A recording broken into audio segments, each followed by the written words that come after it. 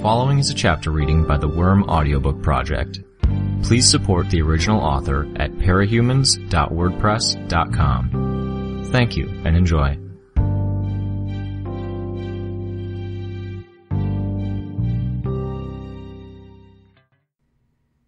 .4 I could detect a definite note of irritation in Dragon's voice, despite how she synthesized it to mask her tone, inflection, and speech patterns. "You were tampering with my systems?" she accused us. In the dim light the monitor shed, I could see Imp trying the door by the stairs. It didn't open. I gave it a try and verified it had sealed shut. I wasn't entirely sure why I'd expected a different result. Maybe I'd been hoping Imp had been making a horribly timed joke. It wouldn't be beyond her. "We were, but we're done now, so we'll be on our way," Tattletale called out, her voice raised to be picked up by whatever microphones Dragon was using to listen in on us. I could see her pulling the USB drives from the computer. Dragon informed us. "I'm reading the files and notes we have on you as we speak. Tattletale, it seems you have a penchant for needling your opponents. Rest assured, if you intend to try it, I won't rise to the bait." Imp hefted her fire axe and struck just beside the handle of the door. The door itself was hollow, but it was made of something like fiberglass, and the axe only made a small hole, a half-inch across and less than 2 inches long. She struck again, slightly higher. "So few think they will," Tattletale said with a grin. "So, I guess you've locked us in here, huh?" "Yes. You'll get out, perhaps, but not before reinforcements arrive." "We'll see," Tattletale answered. She began moving toward the ward's quarters. She looked from one security camera to the next, as if trying to figure out if she was being watched. I did have my bugs covering the lenses of the cameras I'd been able to find, but that wasn't to say that they could have something more concealed. It was kind of creepy that the kids here were observed constantly like that. "You tried to steal official data, and you put a virus on my system. Pizio's work, I believe. I'm more insulted by the fact that you went to that hack than I am about the virus." "Had to slow you guys down somehow," Tattletale called out. She motioned to me, and I hurried toward her. Imp let go of the axe to rub and shake her hand. Regent grabbed the weapon to take over the job of hacking at the door. I followed Tattletale into one of the rooms at the other end of the ward's headquarters. Pieces of technology littered the area. There was a small bed in one corner so littered with pieces of junk, screws, scraps of metal, and unfinished projects that I doubted the occupant had used it to sleep in a long time. Kid Wynn's room. Had to be. "Gear up," Tattletale said. "What?" "Taking a Tinker's stuff to keep is a bad idea, what with GPS signals and tracking and all that. But at the very least, we can use this to get out." She swept her arm over the room, where stuff lay on every surface. Dragon's voice echoed through the chamber. "I can hear you, Tattletale. Do not use a Tinker's devices. Power supplies can overload, weapons and equipment can misfire. Only the Tinker who made it can verify the device is safe and operate them properly." "Right, sure," Tattletale called out with a note of sarcasm in her voice. "Because it's not like there's any high-profile mercenaries out there who've made a career off using a Tinker's stuff." Dragon didn't reply. Had Tattletale found a sore spot? I knew the Dragon Slayers were mercenaries who had taken the parts off one of Dragon's armored suits to outfit themselves as high-tech mercenaries. Tattletale looked up and glanced around the room, then whispered to me, "Don't worry about misfires. I think my power will help us spot those." I wanted to believe her, but she'd been wrong before. It would be Murphy's Law for her power to go awry here, with us blowing our faces off or something.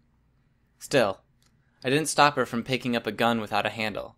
She pointed it at the wall and pulled the trigger that sort of dangled beneath the gun. A yellow dot appeared on the wall, then started smoking. She glanced over her shoulder, and when I turned to see what she was looking at, I saw a matching dot on the wall. She moved the gun, and the dots both moved. "Laser with invisible beams. Ricochets," she murmured. "Doesn't burn that hot. Wouldn't do any damage to anything or anyone. Wouldn't incapacitate our opposition, or get us out of here." She put it aside. "Look for something better." Dangers aside, borrowing Kid Wynn's stuff wasn't a bad idea. At the speed Regent and Imp were cutting through the door handle, I figured it would be minutes before they were through. We had to get out of here before the Protectorate arrived. Even with their numbers cut by recent casualties and injuries, that would be very, very bad for us. I uncovered 3 guns that looked like they might work. Tattletale looked them over. non-lethal flamethrower that probably didn't pass review, some kind of force field barrier cannon, and some kind of gun for fighting bigger foes. Nothing too dangerous, but don't point them at any of the rest of us until you've tested them out.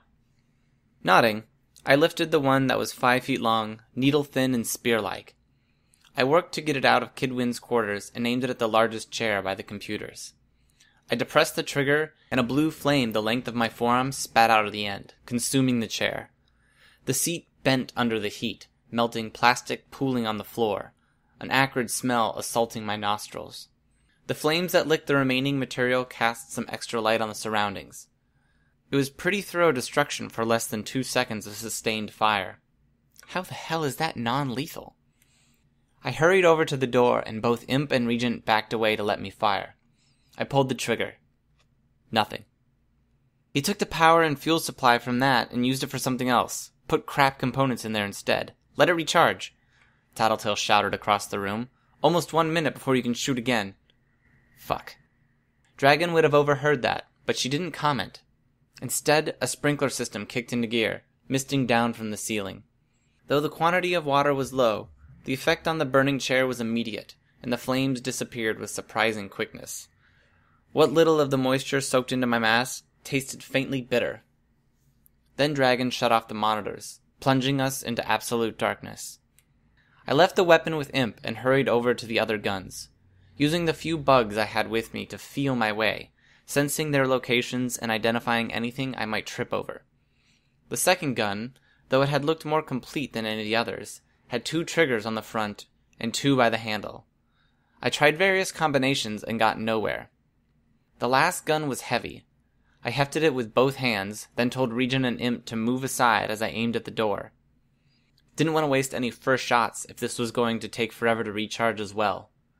The gun vibrated, rattled, and shuddered for a full 5 seconds before it fired. The shot didn't cast any light, but it struck the door with enough force that the entire door buckled outward.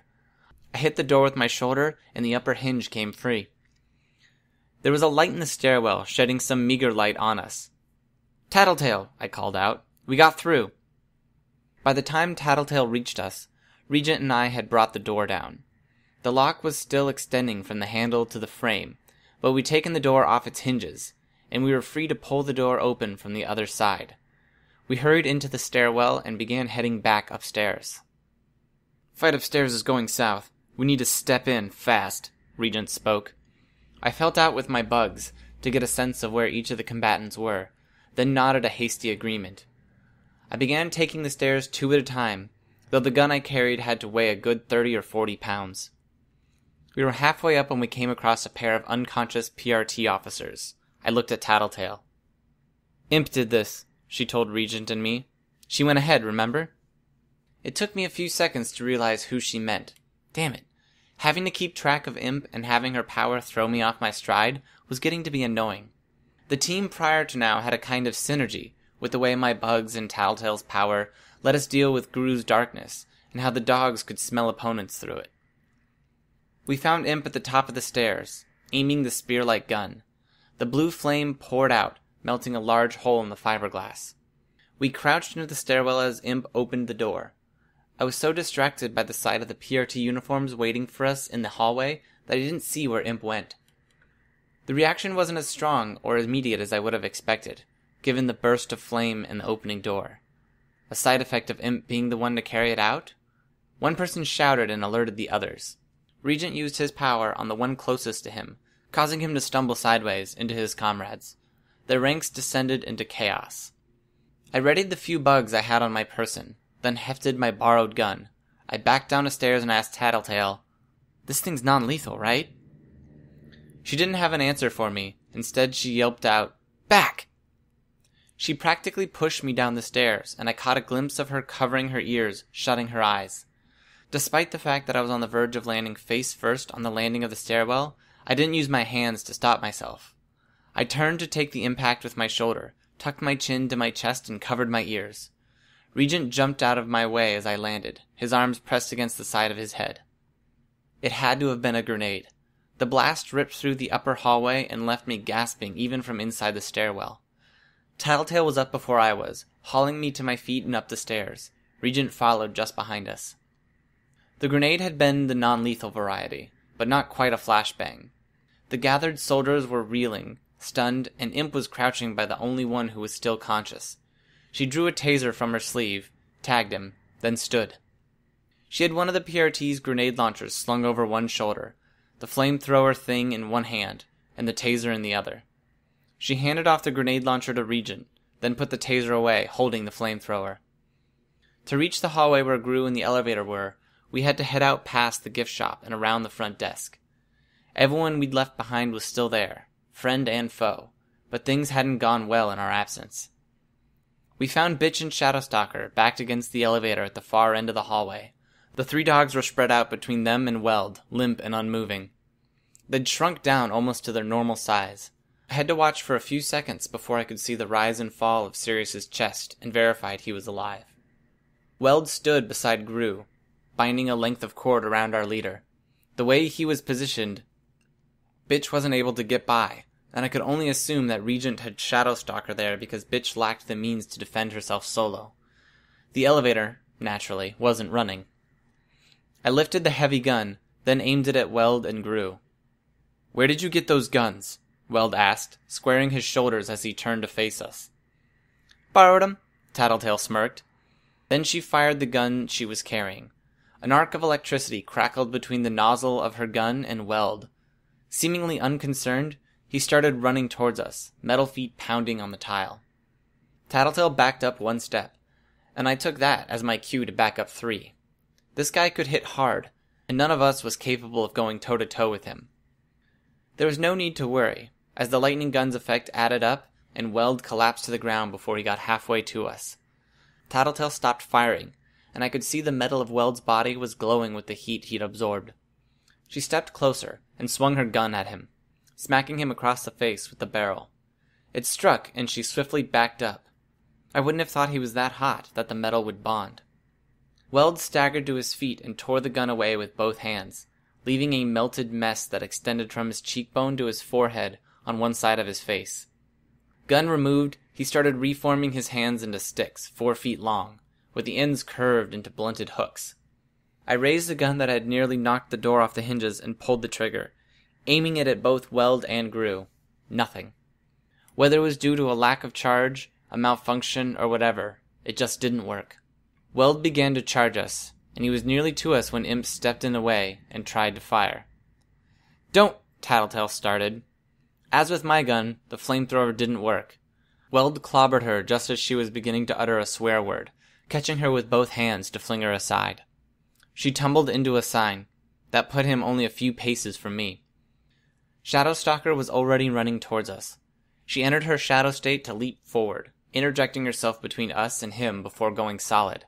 There was no grace in her movement as she threw herself at him, no particular technique she was employing. They slammed into one another and she went limp, her body getting tangled up in his legs as he trampled her to the ground. A short distance from us, Regent fell to one knee, grunting slightly. A backfire or something else? More out of an attempt to minimize the damage to Shadowstalker than actually being bowled over, Weld fell. I did as Tattletale had done before and struck Weld with the metal of my gun's barrel. As I hoped, he was still hot enough that the gun bonded to the metal of his body. I could help to hamper his movements. Rather than hit him in the face, I struck him across one arm, so the gun made contact with both forearms, where the hook hand started, and his bicep. My hope was that it would limit his range of movement. Tattletale, Weld, and I hurried back away as he began to climb to his feet, Tattletale recovering her lightning gun. I could see her debate striking him again, but she seemed to decide it would be better to keep her distance and hold on to it. I could see Shadowstalker materializing behind Weld, with Bitch approaching from the other end of the hallway. One of the dogs, the setter, whose name I couldn't quite remember, had climbed to her feet to join Bitch. Gru was still out of action. Weld started laughing, the noise just a little off, coming from someone who I suspected didn't even have to breathe. Tattletale caught some meaning in his laughter a second before Regent did. Tattletale, Regent, and Shadowstalker all simultaneously turned towards the front of the building. Regent and his puppet uttered a whispered, "Oh shit," in unison. The floodwater and moisture were stirred into a whirlwind flurry around the metal frame by turbines and jets, pushing water and debris a distance away as it set down. As the engines turned off, the water sloped back into place, lapping around 4 metal legs. It was squat, the frame low to the ground, with a snake-like head, and a segmented, sinuous body. It had 4 legs and a long tail that trailed on the ground in a zigzag shape, segmented much as the body had been. It would have been intimidating enough on its own, but the 4 engines that were mounted on its upper body, extending out of each of its shoulders in 2 places, were some combination of a weapon array and a propulsion system. They bristled with turrets and missiles. It opened its mouth briefly to vent off some vapor, and I could see more weapons contained within. Foremost among them was some kind of massive cannon. That explained why Dragon had been so quiet. When she talked about reinforcements, Dragon had been talking about herself. "Okay," Tattletale spoke as she backed up, moving her gun to point it at Weld, then Dragon, then back at Weld again. "Good news. That's a model Dragon designed for speed, meant to get places fast. Like, say, if she wanted to get an armored suit from Toronto to Brockton Bay to personally take a hand in dealing with a group of teenage villains. It's not really that serious a combat model." I looked at the weapons that bristled from Dragon's shoulders. If I didn't know Tattletale's power, I wasn't sure I'd believe her. "Well, that's good," Regent replied, "except it can still totally kick our asses." Tattletale didn't disagree. "Best tinker in the world? Probably." I glanced behind us, where Weld was standing with excruciating slowness. He was already cooling off. The dog by Bitch's side was growling now. Tattletale continued. "The bad news is the Protectorate is about a minute away. Gru's still out of action, and there's pretty much no chance we're going to get out of here before then."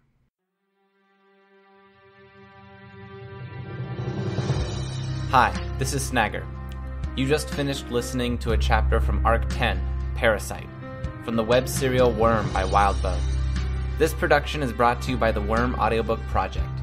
If you would like to know more about us or to volunteer your own services, please check us out at audioworm.rein-online.org. You can download or listen to every chapter directly from our site, or you can find us on iTunes or any podcast app under Worm Audiobook. Thanks for listening.